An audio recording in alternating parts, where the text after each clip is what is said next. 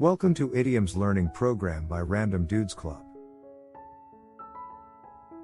What does cutting corners mean? Do something in the easiest or least expensive way. Also, act illegally. For example, cutting corners in production led to a definite loss in product quality, or if the accountant cuts corners, the auditors are sure to find out. Example 1.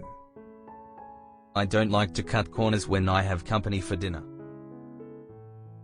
Example 2.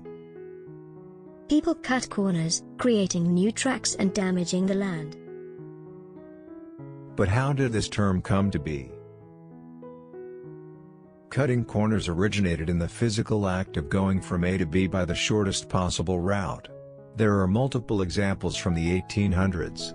Walking via an untried shortcut was cutting corners.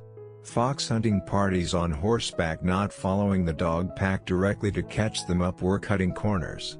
The expression also extended to carriages taking a corner too sharply so that the wheels mounted the curb. Thanks for watching, and for more info please subscribe to this channel.